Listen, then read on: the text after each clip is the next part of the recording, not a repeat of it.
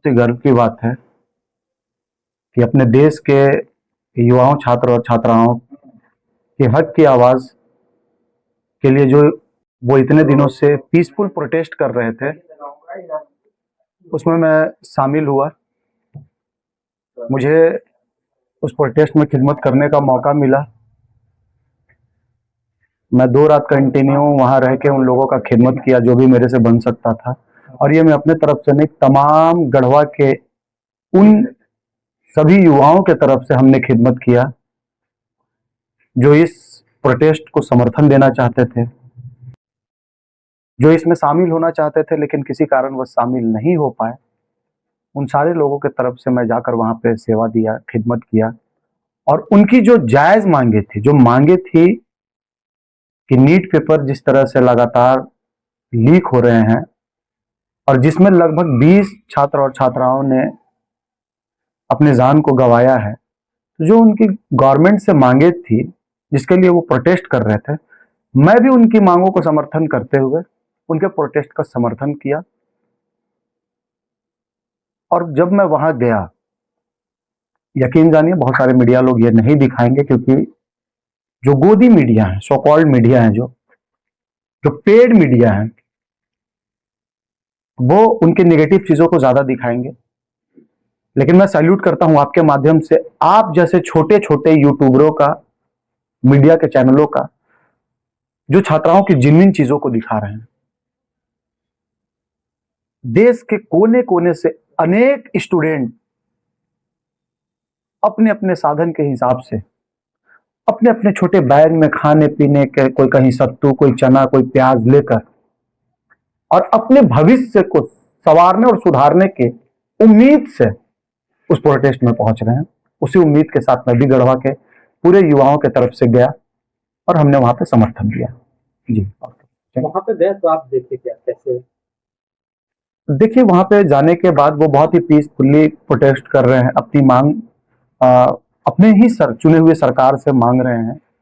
हमारा लोकतंत्र का यही खूबसूरती है कि हम पीसफुल तरीके से प्रोटेस्ट करें और सरकार से हम अपनी मांगों को मांगे जो वहां के स्टूडेंट कर रहे हैं। लेकिन जिस तरह से 20 तारीख को दिल्ली पुलिस को, मैं सेकेंडरी चीज बोलूंगा, मैं डायरेक्ट बोलूंगा कि हमारे पीएम आदरणीय नरेंद्र मोदी जी के द्वारा और अमित शाह के पाले हुए गुंडे के द्वारा जिस तरह से बिना नेम प्लेट के,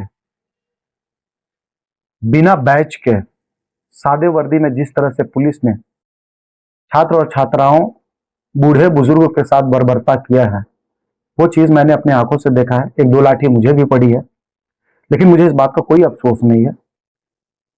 जिस तरह से बर्बरता हुआ, ये बात पूरे हिंदुस्तान के लोगों ने इस बात को देखा।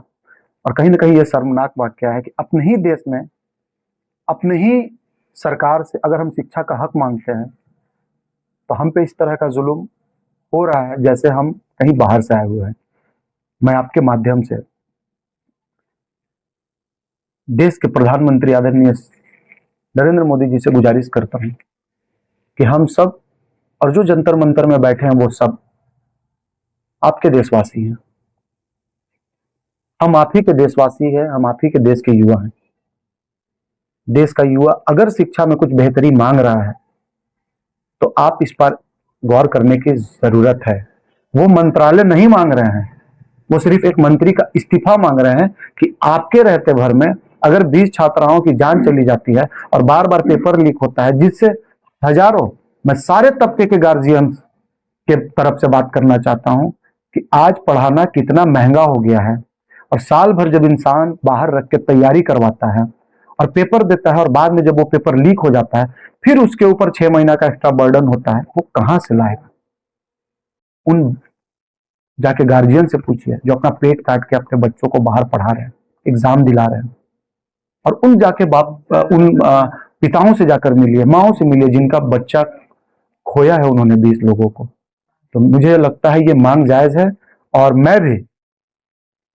मैं एक छोटा सा प्रयास करूंगा कि जब तक सोनम वांगचुक जी, अभिजीत दीपके जी और जंतर मंतर पे लोग बैठे रहेंगे, मैं भी शांतिपूर्ण तरीके से संविधान को सर आंखों पे रखते हुए गढ़वा में परमिशन लेकर गढ़वा के अनेकों स्टूडेंट के साथ रंका मोड़ पे बाबा भीमराव अंबेडकर की प्रतिमा के नीचे अगर परमिशन मिल जाता है तो हम भी यहाँ अनशन करेंगे। और जब तक ये अनशन जंतर मंतर पे चलता रहेगा हमारा भी समर्थन उनको मिलता रहेगा। मासूम जी, ओपोजिशन का कहना है कि वहां पर स्टूडेंट कम, उपद्रवी ज्यादा।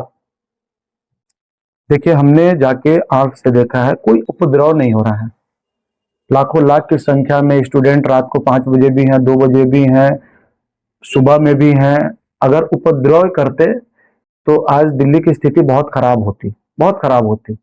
यकीन जानिए, मैं तो कुछ ऐसी भी बात कहने आपको बता दे रहा हूं, जब ऑफ कैमरा हम लोगों ने पुलिस वाले से बात किया तो वो भी लाठीचार्ज के बाद बड़ा गमगीन थे, क्योंकि उनको भी कहीं ना कहीं अपने बच्चों का फ्यूचर दिख रहा है कि ये बच्चे ठीक कर रहे हैं, क्योंकि उनके भी बच्चे रह के बाहर पढ़ते हैं, उनके भी बच्चों का पेपर लीक हो रहा है, लेकिन वो भी ड्यूटी के आगे मजबूर हैं। हर बाप चाह रहा है कि ये बच्चे ठीक कर रहे हैं, क्योंकि ये शिक्षा मांग रहे हैं। इसी देश में जब युवाओं के दिमाग में धर्म का जहर घोला जा रहा था तब तो लोगों को अच्छा लग रहा था, लेकिन इसी देश में जब युवा जाग गया और अपनी शिक्षा का अधिकार मांग रहा है तो क्यों सरकार को तकलीफ हो रही है? सिर्फ इसलिए कि अगर ये पढ़ लिख जाएंगे तो इनका झंडा कौन ढोएगा, अगर ये पढ़ लिख जाएंगे तो रैली में भेड़ बकरियों जैसा इनका झंडा कौन ढोएगा, नारा कौन लगाएगा? इसलिए ये शिक्षा से वंचित करना चाहते हैं, ये आने वाली पीढ़ियों को गुलाम बनाना चाहते हैं।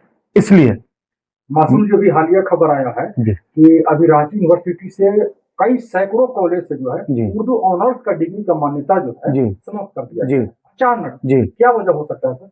देखिए, बिल्कुल हम लोग इस पर भी आज हमारी टीम बैठेगी, बात करेगी, डिस्कस करेगी।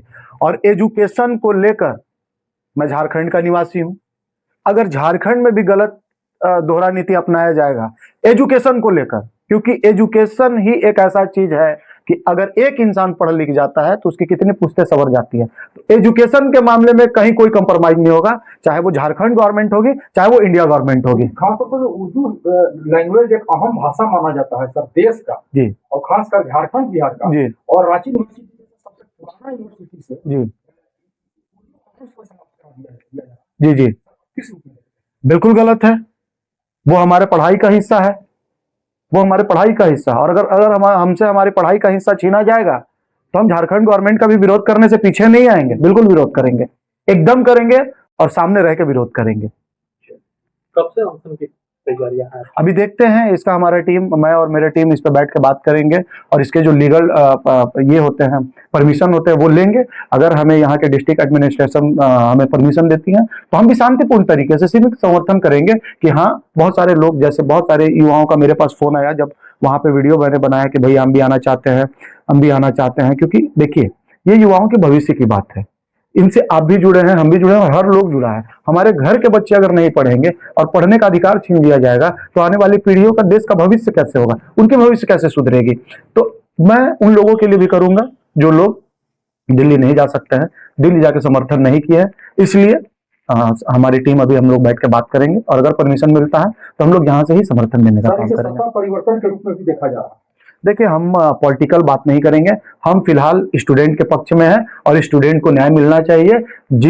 इसलिए कि अगर चुनाव के वक्त मोदी जी एक दिन में 3 रैली कर सकते हैं तो मुझे लगता है कि उनके आवास से जंतर मंतर की दूरी लगभग 3 किलोमीटर होगी।